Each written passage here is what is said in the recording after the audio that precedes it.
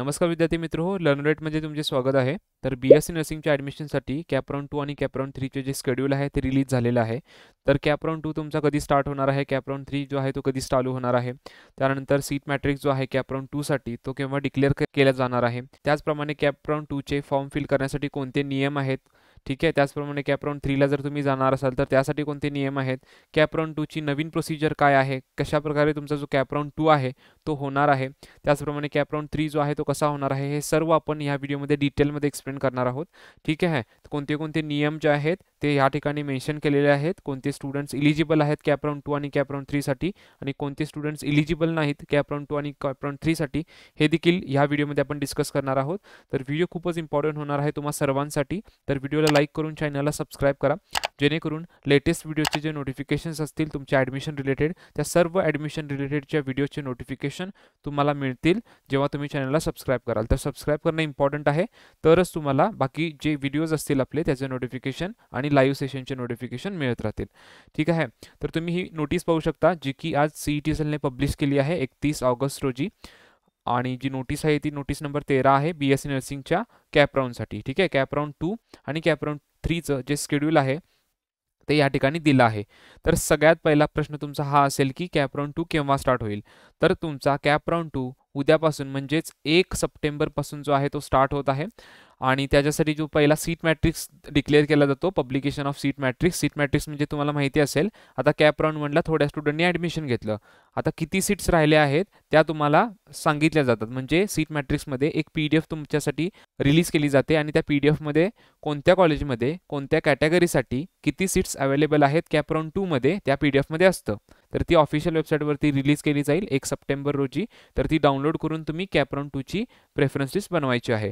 Cap round 2 साठी कशी preference list बनवायची आहे त्यावर देखील मी व्हिडिओ अपलोड करणार आहे, सो दॅट तुम्हाला चांगले कॉलेज जे आहे ते अलॉटेड होईल आणि चांगल्या कॉलेजला तुमचं सिलेक्शन होईल.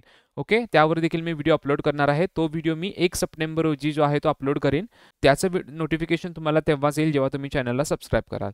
ओके. सो हे 1 सप्टेंबर रोजी जे आहे ते तुमचं सीट मॅट्रिक्स रिलीज होणार आहे कॅप राउंड 2 चा. त्यानंतर सर्वात महत्त्वाची प्रोसेस जी आहे तुमची ऑनलाईन प्रेफरन्स फिलिंगची म्हणजे चॉईस फिलिंगची प्रोसेस सुरू होणार आहे कॅप राउंड 2 ची. ती होणार आहे 1 तारखेपासून 3 सप्टेंबरपर्यंत, म्हणजे 1 ते 3 सप्टेंबरचा टाइम तुमच्याकडे आहे. आणि टाइम देखील इतर दिलेला आहे बघा, 12:30 PM.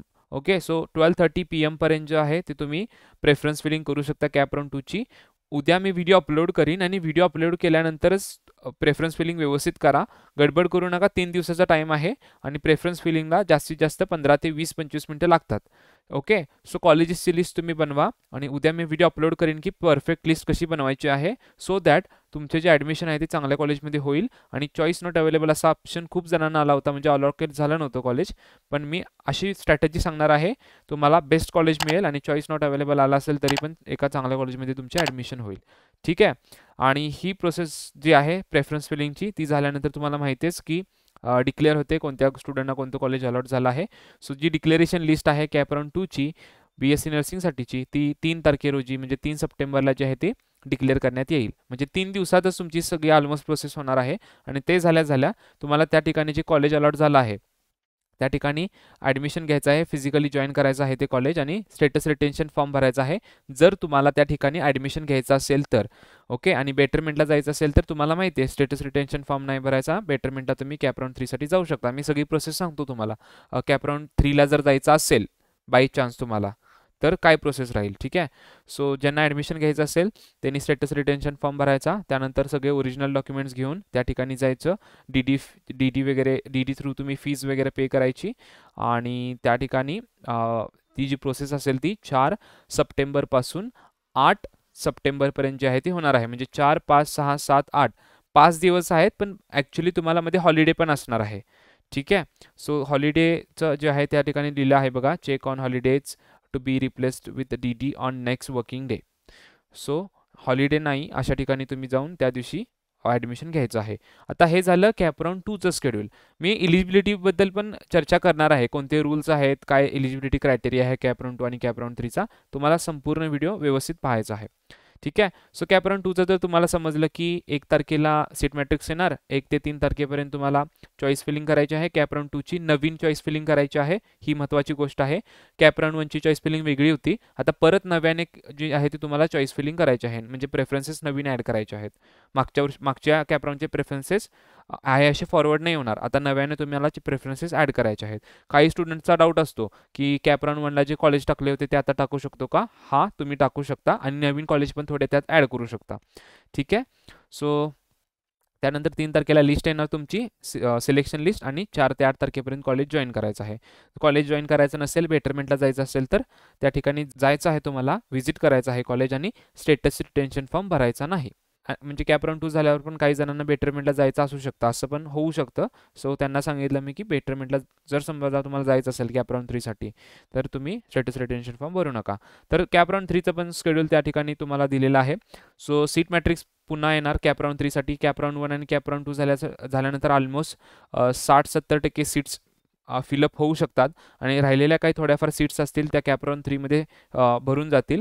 ओके, तर राहिलेल्या किती सीट्स आहेत, कोणत्या कॅटेगरीसाठी कोणत्या कॉलेजमध्ये किती सीट्स अवेलेबल आहेत, त्यासाठी सीट मॅट्रिक्स जो आहे तो कॅप राऊंड 3साठी डिक्लेअर केला जाईल वेबसाईटवरती. तो कधी करणार आहेत?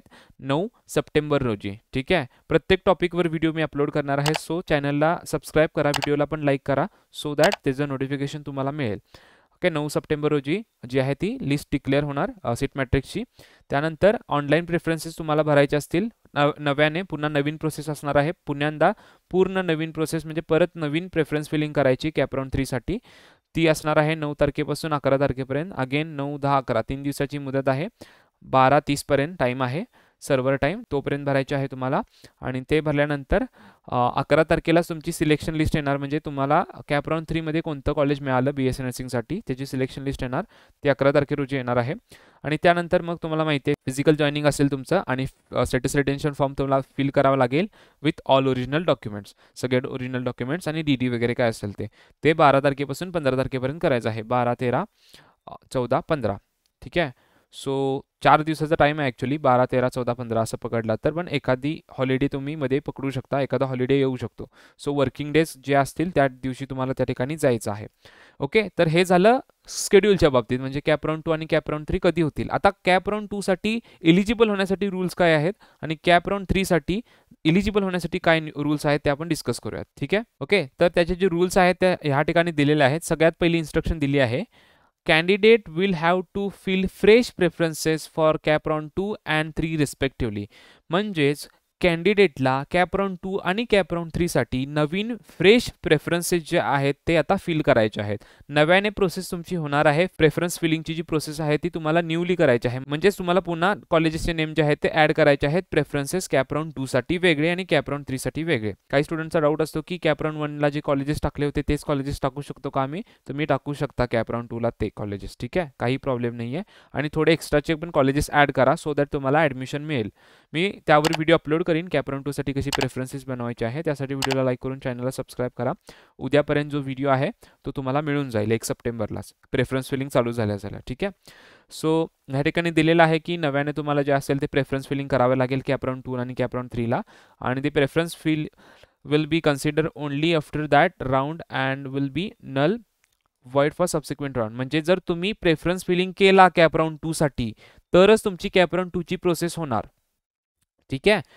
नाहीतर तुम्ही म्हणाल मी कॅप राऊंड 1ला ऑलरेडी प्रेफरन्सेस फिल केले होते, आता कॅप राऊंड 2ला मला प्रेफरन्सेस फिल करायची गरज नाही, असं नाही आहे. ठीक आहे. तुम्हाला कॅप राऊंड 2साठी परत प्रेफरन्स फिलिंग करायची आहे, आणि आणि कॅप राऊंड 3ला पण, जर तुम्ही कॅप राऊंड 3ला गेला तर. अदरवाईज कॅप राऊंड 2ला जे जाणार आहेत ना त्यांना नवीन प्रेफरन्स फिलिंग भरायची आहे. ठीक आहे. आणि त्यानंतर स्टुडंटचे डाऊट आहेत की इलिजिबिलिटी क्रायटेरिया काय आहे कॅप राऊंड 2साठी, म्हणजे कॅप राऊंड 2ला कोण कोण एलिजिबल आहेत. 4 क्रायटेरिया आहेत एलिजिबिलिटीसाठी. पहिला आहे की register candidate who do not have fill choices, ज्यांनी कॅप राऊंडसाठी रजिस्टर केलं होतं पण कॅप राऊंड 1मध्ये चॉईस फिलअप केले नव्हते किंवा कॅप राऊंड 1चे प्रेफरन्सेस ॲड केले नव्हते, ते देखील कॅप राऊंड 2साठी एलिजिबल आहेत. ओके. आणि समजा दुसरा पॉईंट आहे की समजा एखाद्याने रजिस्टर केलं होतं कॅप राऊंड 1मध्ये पण त्याला कोणतंच कॉलेज मिळालं नव्हतं, म्हणजे चॉईस नॉट अवेलेबल असा ऑप्शन आला होता, ते पण स्टुडंट जे आहेत ते कॅप राऊंड 2साठी एलिजिबल आहेत. आणि कोण या ठिकाणी दिलेलं आहे, रजिस्टर कॅन्डिडेट. ठीक आहे. whose seat allotted in first round got cancelled during the documentation verification process म्हणजे एखाद्याला कॅप राऊंड 1 मध्ये कॉलेज अलॉट झालं होतं, ओके, आणि त्याचं ॲडमिशन कॅन्सल झालं. का कॅन्सल झालं? तर डॉक्युमेंट व्हेरिफिकेशनच्या प्रोसेसमुळे किंवा काही रॉंग इनव्हॅलिड व्हेरिफिकेशनमुळे. सो ॲडमिशनच्या वेळेस जर असं झालं असेल, but candidate is otherwise eligible for selection with change in invalid and wrong claim, म्हणजे जे इनव्हॅलिड डॉक्युमेंट होतं ते करेक्ट केल्यानंतर जर तो इलिजिबल होत असेल तर तो जो स्टुडंट आहे तो इलिजिबल राहील पुढच्या राऊंडसाठी. ठीक आहे. So first round will not be valid but eligible only on available seats during subsequent rounds.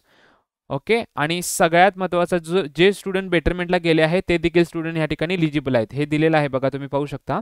Candidate who have reported joined at allotted institute, म्हणजे जे स्टुडंट्सनी अलॉटेड इन्स्टिट्यूट रिपोर्ट केलं होतं त्या ठिकाणी गेले होते आणि जो कॅप राऊंड 1 नंतर तो तुमचा जो स्टेटस रिटेन्शन फॉर्म आहे तो भरला नव्हता, did not filled status retention form. मी तुम्हाला सांगितलं होतं ज्यांना बेटरमेंटला जायचं आहे त्यांनी स्टेटस रिटेन्शन फॉर्म भरायचा नाही. तर जर स्टेटस रिटेन्शन फॉर्म भरला नसेल तर तुम्ही कॅप राऊंड 2 साठी इलिजिबल आहात. ठीक आहे, तुम्हाला समजलं असेल. कोणता पण डाऊट आला तर तुम्ही कमेंट सेक्शनमध्ये विचारा. ओके, सो हे 4 पॉईंट्स आहेत, ते तुम्हाला लक्षात घ्यायचे आहेत. तुम्ही समजलं नसेल तर व्हिडिओला एकदा मागे करून तुम्ही बघू शकता आणि मी सोप्या भाषेत सांगितलं आहे. होप सो की तुम्हाला समजलं असेल. कॅप राऊंड 3 चे काय रूल्स आहेत तुम्ही पाहू शकता. Register candidate who do not fill choice in CAP round 1 and CAP round 2, म्हणजे जे कॅन्डिडेट रजिस्टर केले होते कॅप राऊंडसाठी पण कॅप राऊंड 1ला पण त्यांनी चॉईस फिलिंग केली नाही, कॅप राऊंड 2ला पण चॉईस फिलिंग केली नाही, ते कॅन्डिडेट्स या ठिकाणी कॅप राऊंड 3 साठी एलिजिबल असतील. सेकंड पॉईंट दिला आहे, candidate who are joined in CAP round 2 but did not filled status retention form, म्हणजे ज्या कॅन्डिडेटना कॅप राऊंड 2 मध्ये कॉलेज अलॉट झालं होतं परंतु त्यांनी स्टेटस रिटेन्शन फॉर्म भरला नाही, ते कॉलेज जॉईन केलं आणि स्टेटस रिटेन्शन फॉर्म भरला नाही, असे कॅन्डिडेट्स म्हणजे जे स्टुडंट बेटरमेंटला गेले ते थोडक्यात. ठीक आहे, सो ते स्टुडंट जे आहे ते कॅप राऊंड 3ला एलिजिबल असतील. त्यानंतर registered candidate who participated in CAP round 1 cap round 2 but did not get any seat allotment in CAP round 1 and 2, म्हणजेच काय, कॅप राऊंड 1 मध्ये पण एक पण कॉलेज नाही अलॉट झालं, कॅप राऊंड 2 मध्ये पण एक पण कॉलेज नाही अलॉट झालं, म्हणजे दोन्ही वेळेला चॉईस नॉट अवेलेबल असा ऑप्शन आला होता. ते पण स्टुडंट कॅप राऊंड 3ला इलिजिबल आहेत.